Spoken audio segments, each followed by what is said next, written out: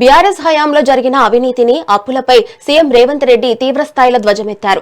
గత ప్రభుత్వం 8 లక్షల కోట్ల రూపాయల అప్పులు చేసిందని, నిరుద్యోగుల జీవితాలతో ఆడుకుంటూ ప్రశ్నాపత్రాలను అమ్ముకుందని మండిపడ్డారు. తెలంగాణలో కులఘన చేపట్టి దేశానికే దిక్సూచిగా నిలిచామన్నారు.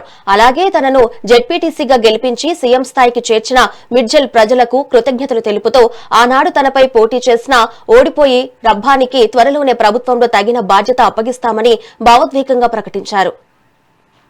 జూలై 4, 2006 నాడు ఆనాటి ఉమ్మడి ఆంధ్రప్రదేశ్ ముఖ చిత్రం మీద ఈ మిడ్జిల్ మండల ప్రజలు సువర్ణ అక్షరాలతో ఒక చరిత్రను లిఖించిన రోజు.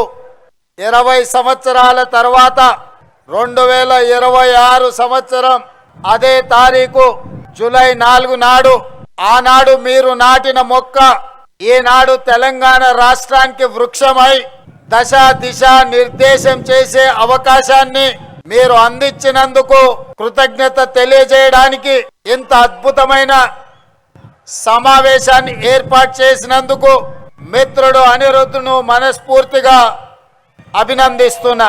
కొండారెడ్డిపల్లిలో దళితులు, గిరిజనులు, బలహీన వర్గాలు, మైనారిటీలు, మహిళలు, పేదవాడి మధ్యలో పెరిగిన నేను, పేదల సమస్యలు తెలిసిన నేను ఆ సమస్యకు పరిష్కారం కనిపెట్టలేనా? పరిపాలన నేను అందించలేనా? పాలమూరు బిడ్డలు పరిపాలనకు పనికిరారా? తట్ట పనికి మనమే కావాలి, పార పనికి మనమే కావాలి, పలుగు పనికి మనమే కావాలి, పార పనికి మనమే కావాలి, పరిపాలనకు మాత్రం పాలమూరు బిడ్డ వద్దనే దురహంకారాన్ని బొందబెట్టాల్సిన బాధ్యత ప్రతి పాలమూరు బిడ్డ మీద లేదా అని నేను ఈరోజు మీకు విజ్ఞప్తి చేయదలుచుకున్నా. మిత్రులారా, అహంకారానికి కూడా అత్తుంటది, అహంభావానికి కూడా ఒక అవకాశం ఉంటుంది. అహంకారం, అహంభావం పెట్టేగిపోయి గద్దరన్నను గడిల ముందల 4 గంటలు ఎర్రటెండ కూర్చోబెట్టినోని ఇవాళ మనం క్షమించాలనా? సరాసరిన 5,600 కోట్లు ప్రతి నెల మేము ఖర్చు పెడితే 10 ఏళ్లలో మీరు ఖర్చు పెట్టింది ఏందో లెక్కలు తేల్చండి. మొన్నటికి మొన్న మా జూపల్లి గారు సవాలు విసిరిండ్రు. 70,000 కోట్ల రూపాయల అప్పున్న రాష్ట్రాన్ని మిగులు బడ్జెట్ 16,000 కోట్ల రూపాయలతో మీకు అప్పచెప్తే 8,21,000 కోట్ల రూపాయల అప్పులు చేసిరు. నేను అడుగుతున్న చంద్రశేఖర్ రావు గారిని, సంవత్సరానికి 2 లక్షల డబుల్ బెడ్రూమ్ ఇల్లు కట్టినా 10 ఏళ్లలో 20 లక్షల పేదలకు ఇల్లు కట్టించేవాళ్ళు. నేను ఇక్కడికి వచ్చిన మా అక్కల్ని, మా సోదరుని అడుగుతున్నా, మీ ఊర్లలో కేసీఆర్ ఎవరికైనా డబుల్ బెడ్రూమ్ ఇల్లు ఇచ్చిండా?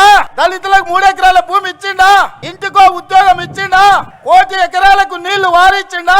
1,00,000 కోట్లు పెట్టి కట్టిన కాళేశ్వరం 3 ఏళ్లలో కూలేశ్వరం అయ్యింది. 1,00,000 కోట్లు గోదావరి పాలైనాయి.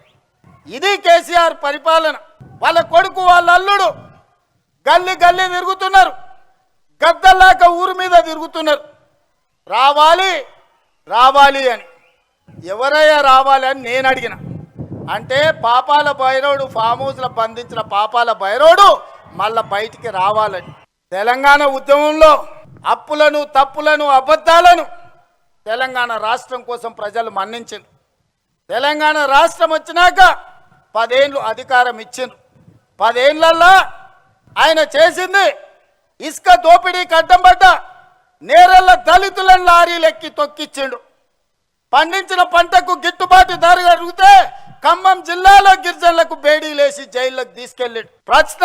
ప్రశ్నాపత్రాలు ప్రభుత్వ ఉద్యోగాల కోసమే ఉద్యమం జరిగితే గ్రూప్ 1 పబ్లిక్ సర్వీస్ కమిషన్ ప్రశ్నాపత్రాలు పల్లి బఠానీలలాగా అమ్ముకున్నారు. ఏం చేస్తారు మీరు? ఏం చేయనీకి రావాలి? ఏం అన్యాయం చేసినామని ప్రజాపాలన పోవాలి. ప్రజలు ఎన్నుకున్న ప్రభుత్వం, ప్రజలు కోరుకున్న ప్రభుత్వం, ప్రజలు ఆశీర్వదించిన ప్రభుత్వం, ప్రజల కోసమే పనిచేస్తున్న ప్రభుత్వం పోవాలని ఎందుకంటున్నారా అంటే వాళ్ళ సంపాదన ఆగిపోయింది, వాళ్ళ దోపిడీ ఆగిపోయింది, వాళ్ళ దొంగతనాలు ఆగిపోయినాయి. వాళ్ళతో పాటు దోపిడీ చేసిన అధికారులను నిన్న మొన్న ఒక్కనొక్కరిని చూస్తే 100, 200, 300 కోట్ల రూపాయలు సంపాదించిన వాళ్ళు ఇవాళ ఏసీ బోలకు పట్టుబడుతున్నారు. ఎక్కడదా ఈ సొమ్ము? ప్రజలను దోసుకున్నది కాదా? గజ్వేల్ ఎర్రవల్లిలో 1000 ఎకరాల ఫామ్ హౌస్ ఎక్కడి నుంచి వచ్చింది? నీ తాతలు ముత్తాతలు ఇచ్చిందా? 4 కోట్ల తెలంగాణ ప్రజలని దోసుకున్నదా? చివరగా మా మిడ్జిల్ మిత్రులకు ఒక్క మాట చెప్పదలుచుకున్నా. నేను ఏమిచ్చినా చివరికి నా ప్రాణం ఇచ్చినా కూడా తక్కువనే మిడ్చల్ మండలానికి. నిధులు పెద్ద విషయం కాదు.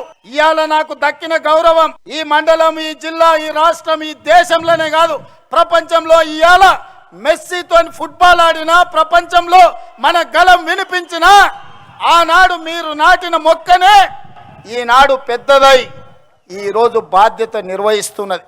ఈ బాధ్యతను కొనసాగించడానికి నిండు మనసుతో మీరు ఆశీర్వదించండి. నేను చేయాల్సిన పనులు ఉన్నాయి. ఈ వలసల జిల్లాను ఈరోజు అభివృద్ధి పథం వైపు నడిపించాల్సిన బాధ్యత నా మీద ఉన్నది. చేయాల్సిన పనులు మిగిలి ఉన్నాయి.